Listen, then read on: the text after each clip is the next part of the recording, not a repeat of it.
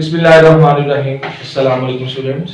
Welcome to e-Edification. This is me Usman Ali, your English teacher. और tenses में आज हम पढ़ेंगे present perfect tense. Let's move to the board.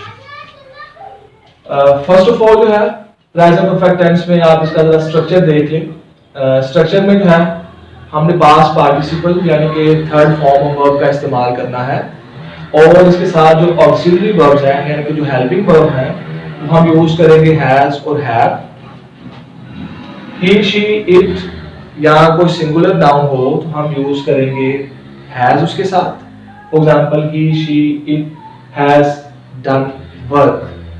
और अगर हमारे पास जो है वो प्रोनाउन हो आई वी दे यू या हमारे ये सब्जेक्ट हो तो हम इसके साथ यूज करेंगे हैव.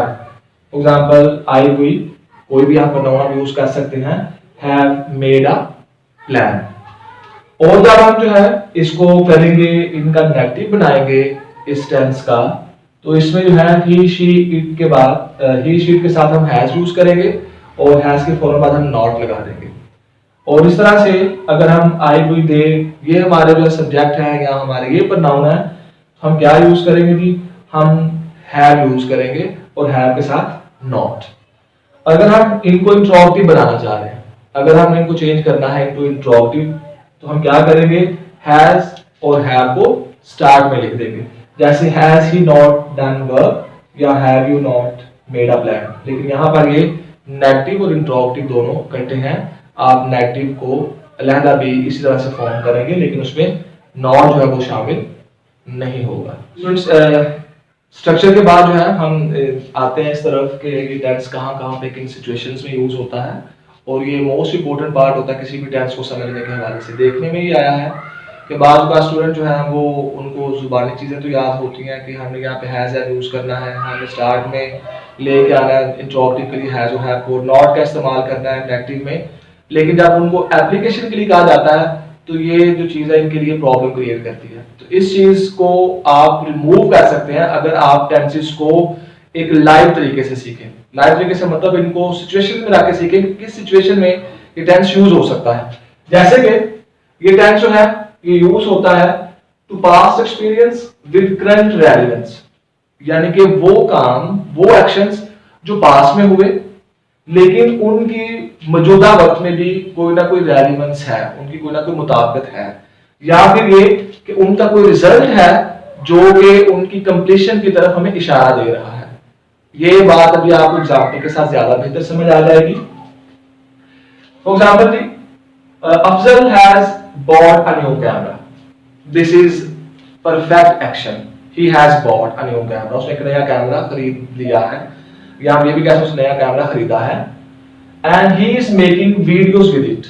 अब एक पर्सन है जो वीडियो बना रहा है और कोई पूछ रहा है कि ये किस कैमरे से बनी है तो आप कह सकते हैं कि ही has bought a new camera. इसका मतलब है कि वो जो उसका एक्शन जो उसने पास में किया है उसने ज़रा कैमरा पहले खरीदा है और वीडियो बाद में बन रही है उसके कैमरे से.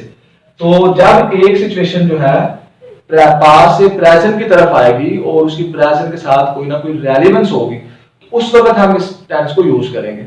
जैसे कि और मिसाल जो हम सीख लेते हैं कि एक जो है स्टूडेंट उसने एक लाइब्रेरी से एक नॉवल लिया है तो हम कहते हैं कि he has brought a new novel from the library or he has issued a new novel from the library and he is reading it. तो इसका मतलब है कि उसने जो है वो इशू करवाया और आप जो है उसको पढ़ रहा है. तो अब आप देखेंगे दोनों सेंटेंसेस में क्या बन रहा है जी हमारी पास्ट की रेलेवेंस प्रेजेंट के साथ बन रही है. तो ये टेंस हमें उस वक्त यूज करना है जब पास्ट एक्शन जो है वो हो लेकिन साथ में प्रेजेंट में उसका कोई ना कोई जो है वो हमें रेलेवेंट पॉइंट मिले या मुताबिकत मिले. इसका दूसरा इस्तेमाल देखते हैं जी when action is complete but the time period is not yet over. एक काम जो है वो पास्ट में शुरू किया वो खत्म हो गया क्योंकि वो परफेक्ट हो गया लेकिन वो जिस दौरानिये में शुरू हुआ था वो भी खत्म नहीं हुआ. जैसे कि आपने इस महीने जो है वो एक किताब शुरू की है. आप कह सकते हैं कि I have started a new book in this month. अब वो जो है वो स्टार्ट तो आपने कर दिया लेकिन अभी मंथ एंड नहीं हुआ, या हम इसको ये कह रहे हैं कि I have completed a new book in this month. अब वो कंप्लीट हो गई है लेकिन दिस मंथ जो है वो भी कंटिन्यू है। इसको मजीद दो मिसालों से समझ लें। Have they taken the test this week, interrogative है, इसका मतलब है पूछा जा रहा है कि क्या उन्होंने इस वीक का टेस्ट दे दिया है, यानी कि टेस्ट तो हो चुका है लेकिन वीक अभी एग्जिस्ट करता है। Secondly, I have been to Murree 2 times this month, यानी कि इस माह में मैं 2 दफा मरी गया हूं। अब आपका ही जो एक्शन है मरी जाने का, या मेरा जो एक्शन है मरी जाने का, ये 2 दफा हो गया है लेकिन मंथ जो है वो भी कंप्लीट नहीं हुआ। तो ये टेंस हमने उस वक्त यूज करना है जब एक्शन कंप्लीट हो जाए लेकिन वो जो ड्यूरेशन है, जिस ड्यूरेशन वो काम हुआ है वो जारी रहे। तो इसको मजीद एग्जांपल्स अपने ज़हन में लाते हुए फिक्स करें तो आप आसानी से समझ सकेंगे।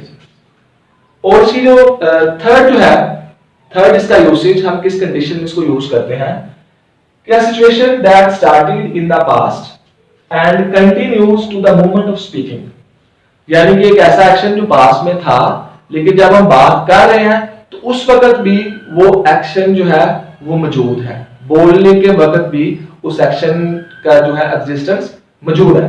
एग्जांपल देखें, we have known each other for several years now, यानी कई सालों से हम एक दूसरे को जानते हैं। तो अब आप देख लें कि माजी का वाकया, जानने का अमल कहीं माजी में शुरू हुआ 4 साल पहले, लेकिन मेरे बोलने के वक्त जो है वो 4 साल इस अमल को बीत चुके हैं। तो इस तरह से मैं कह सकता हूं कि ये जो अमल था ये पास्ट में शुरू हुआ और at the time of speaking जब मैं इसको कह रहा हूं तो उस वक्त भी ये अमल जो है ये जारी है।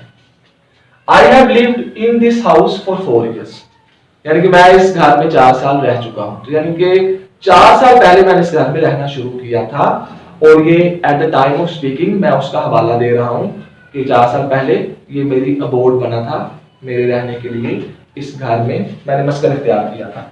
एक और बड़ी चीज जो आपने जरूर ज़हन में रखनी है कि कुछ कॉमन वर्ड्स हैं जो इस टेंस में यूज होते हैं। बाद में मैं एक्सरसाइज जो आपको दूंगा उसमें ये वर्ड्स आपके लिए बहुत ज्यादा हेल्पफुल होंगे और आपको ज्यादा अच्छे तरीके से टेंस को समझने में मदद करेंगे कि आपने इन वर्ड्स को किस तरह से इस्तेमाल करना है। वर्ड्स देख लेते हैं कौन कौन से हैं जो इस टेंस में अमूमी तौर पे यूज होते हैं। उसमें शामिल है जी एवर, नेवर, ऑफन, और मॉडर्न इंग्लिश में इसको ऑफ्टन भी पढ़ते हैं। Just, already, yet, before, lately, recently, this day और दिस वीक और दिस मंथ और दिस ईयर एटसेट्रा। तो ये जो है ये इस टेंस का इस्तेमाल है। आप जिन जिन कंडीशन में इसको इस्तेमाल कर सकते हैं वो आपने ज़हन में रखनी है और इसके बाद जो है वो एक्सरसाइज है उसको देखें और उसको सॉल्व करें। जी स्टूडेंट, एक्सरसाइज से पहले जो है सिंस और फॉर का इस्तेमाल सीख लें, क्योंकि सिंस और फॉर जो है वो इस टेंस में भी इस्तेमाल होगा। एक तो सबसे पहले आपने इस बात को अपने ज़हन से निकाल दें कि सिंस और फॉर जो है वो सिर्फ प्रेजेंट प्रोग्रेसिव या प्रेजेंट कंटिन्यूअस टेंस में इस्तेमाल होता है, बल्कि ये इस टेंस में भी इस्तेमाल होता है। लेकिन स्टूडेंट जो है वो इस चीज़ को कंसीडर नहीं करते। अगर आपको अपने पार्ट 1 का लेसन याद हो, lesson number 2 clearing in the sky, उसमें जो है फादर बेटे को कह रहा होता है कि I am going to, you are going to see something you have not seen for many years, you have not seen for many years. आप इसमें देखें कि हैव नॉट सीन, फॉर भी साथ है और साथ में आगे मैनी ईयर्स भी है। इसका मतलब हुआ कि जो काम जो है वो प्रेजेंट में मुकम्मल हो चुका हो और उसके साथ हमने मुद्दत भी उसकी बयान करनी हो तो हम सिंस और फॉर का इस्तेमाल इसमें भी कर सकते हैं। लेकिन आपने जो है इसकी मजीद जो है वो मैं वजाहत आपको नेक्स्ट टेंस में यानी प्रेजेंट प्रोग्रेसिव टेंस में दूंगा, जब वहां पे आप सीखेंगे दोनों में फर्क क्या है, प्रेजेंट परफेक्ट के सिंस और फॉर में क्या फर्क है और प्रेजेंट प्रोग्रेसिव या प्रेजेंट परफेक्ट कंटिन्यूअस के जो सिंस और फॉर है उसमें क्या इस्तेमाल में फर्क आएगा। आज जो है हम सिर्फ देखना चाह रहे हैं कि सिंस और फॉर का इस्तेमाल कहां पे करते हैं, सिंस कहां पे इस्तेमाल होगा और फॉर का इस्तेमाल कहां पे होगा। सिंस जो है वो आपने यूज करना है व्हेन समथिंग स्टार्टेड, जब कोई काम शुरू हुआ, माजी में आपने काम शुरू किया। अपॉइंट इन टाइम, यानी कि जब वो आपने रेफरेंस देना है जी, आप फॉर एग्जांपल कहते हैं जी मैंने ये काम शाम को शुरू किया था, तो एग्जैक्ट हो गया कि आपने काम जो है वो शाम को शुरू किया था। या आप कहते हैं जी ये काम जो है ये मैंने इन से शुरू किया था और अभी तक मेरा काम ये जारी है, या अब ये मुकम्मल हो गया है किसी भी सेंस में।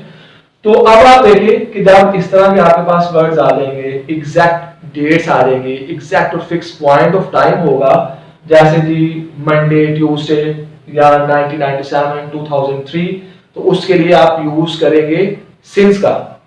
She has been on diet since last Friday. आपने ज़हन में रखना कि लास्ट फ्राइडे को क्या शुरू किया उसने डाइट शुरू की है। तो जब टाइम रेफरेंस हमें मिल गया, स्टार्टिंग टाइम मिल गया, तो फिर हम सिंस का इस्तेमाल करेंगे। जब स्टार्टिंग टाइम का पता नहीं है तो फिर हम क्या करेंगे जी, फिर हम फॉर को देखते हैं। फॉर जो हम यूज करेंगे, how long something went on और हैज बीन गोइंग ऑन, इसमें आपने ये बयान करना होता है। फॉर हम उस वक्त यूज करते हैं जब हमें जो है ये बयान करना है कि कोई काम, कोई एक्शन कितनी देर से जारी है। जैसे Munir has been at university for 4 years now, यानी कि मुनीर को अब 4 साल हो गए हैं यूनिवर्सिटी में जाते हुए या वहां पर पढ़ते हुए। तो यहां पर आप देख सकते हैं आपके पास अगर वर्ड्स आ जाते हैं जी आवर के, डे के, वीक या मंथ या ईयर, उसके साथ कुछ भी आ जाता है 1 2 3 4 5, तो आपने उसके लिए यूज करना है फॉर, क्योंकि फॉर जो है वो यूज होगा किसके लिए जी, हमारे इस चीज को बयान करने के लिए कि कितना अरसा हो गया है किसी एक्शन को, किसी काम को करते हुए या परफॉर्म होते हुए। जबकि सिंस इस्तेमाल होगा जब आपने ये बयान करना हो कि जो एक्शन था या जो काम था वो शुरू किस पॉइंट पे हुआ था। तो इस माइन्यूट डिफरेंस को ज़हन में रखें और इजी फील करें, कोई मुश्किल पेश नहीं आएगी। जी स्टूडेंट्स, टेंस का स्ट्रक्चर और इसके रूल्स समझने के बाद इट्स टाइम फॉर एक्सरसाइज। और आज की जो एक्सरसाइज है कंसिस्ट ऑफ 3 पार्ट्स। जो फर्स्ट पार्ट है उसमें आपने as usual translate into Urdu, लेकिन ये जो एज यूजुअल है इसमें थोड़ा सा वेरिएशन है। इस दफा आपने ना सिर्फ इनको ट्रांसलेट करना है with explaining the reason of the use of present perfect, बल्कि आपने ऐड करना है इसमें कि आपने यहाँ पे इस टेंस में प्रेजेंट परफेक्ट क्यों यूज किया है। जैसे कि फर्स्ट सेंटेंस आप देखें, they have not left the country yet, ये तो हो गया प्रेजेंट परफेक्ट का टेंस, प्रेजेंट परफेक्ट का स्ट्रक्चर इसमें यूज हुआ है। जबकि जो दूसरा इसका पार्ट है, their car is in front of their house, तो यहाँ पर जो एक्शन पास मुकम्मल हुआ है वो प्रेजेंट के साथ एक उसकी रेलेवेंस है। तो ये रूल बन गया कि हमने यहाँ पे प्रेजेंट परफेक्ट इसलिए यूज किया है कि यहाँ पर इसके जो रेलेवेंस है वो प्रेजेंट के साथ मौजूद है, अगर जो एक्शन था वो पास में मुकम्मल हुआ था। तो इस रूल को ज़हन में रखते हुए बाकी जो रूल्स हैं, इस रूल को ज़हन में रखते हुए बाकी जो रूल्स हैं आपने वो अप्लाई करने हैं बाकी सेंटेंसेस पे। ना सिर्फ उनको ट्रांसलेट करना है बल्कि ये भी बताना है कि कौन कौन सा जो रूल है वो किसकी बिना पे प्रेजेंट परफेक्ट को चेंज कर रहा है। जी स्टूडेंट, और इस टेंस के जो एक्सरसाइज है उसका जो सेकंड पार्ट है, write sentences in the present perfect indicating that the action has already been performed. ये जो आपको सेंटेंसेस दिए गए हैं आपने इनको चेंज करना है। किस टेंस में चेंज करना है? इनटू प्रेजेंट परफेक्ट टेंस, और पता ही चले कि एक्शन जो है वो पहले से ही मुकम्मल है। और इसकी तरह एक एग्जांपल मैंने आपके लिए लिख दी है, आप इसी को फॉलो करेंगे और बाकी सारे सेंटेंसेस पे इसको अप्लाई कर देंगे। एग्जांपल देख लें, I am not learning this poem by heart. ये जो टेंस है ये प्रेजेंट प्रोग्रेसिव है, और प्रेजेंट प्रोग्रेसिव को चेंज करना है आपने किसमें? प्रेजेंट परफेक्ट टेंस में। तो इसको हमने चेंज किया, I am not learning this poem by heart. इसको चेंज करके लिख दिया, I have already learn this poem by heart. यानी कि इसमें नॉट जो है वो खत्म कर दिया, हमने नेगेटिव सेंटेंस जो है उसको चेंज कर दिया अफर्मेटिव में, लेकिन ले किस में आए हैं? इसको ले आए हैं हम प्रेजेंट परफेक्ट में। तो यही जो रूल है ये आपने इन सब पे अप्लाई करना है।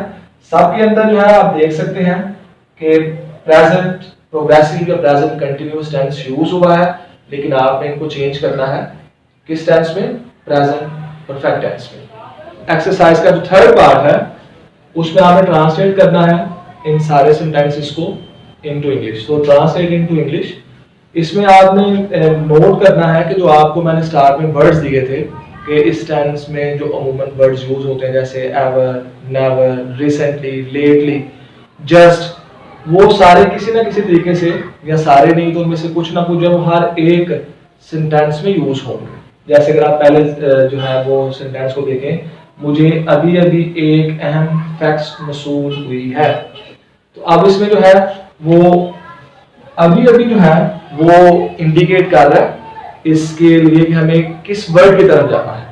तो यहाँ पर जो है अभी को जब आप ट्रांसलेट करेंगे इनटू इंग्लिश तो आप यूज करेंगे जस्ट। तो इसी हवाले से आप देखते चले जाएं कि कहाँ पर कौन सा जो वर्ड है वो आपने सेंटेंस में अप्लाई करना है। तो ये एक्सरसाइज अगर आप अच्छे तरीके से कर जाते हैं तो आपको बहुत अच्छे तरीके से अंदाजा हो जाएगा कि एक तो वो वाले वर्ड्स किस तरह से यूज होंगे, और दूसरे नंबर पे जब आप किसी जगह पे ट्रांसलेट करेंगे किसी पैराग्राफ को, अगर इस तरह के वर्ड्स उसमें मौजूद हैं तो ये वर्ड आपके लिए हेल्पफुल साबित होंगे और आप इनको आसानी से जो है वो ट्रांसलेट कर सकेंगे। So wish you all the best, do all it very passionately, do it with enthusiasm, wish you good luck.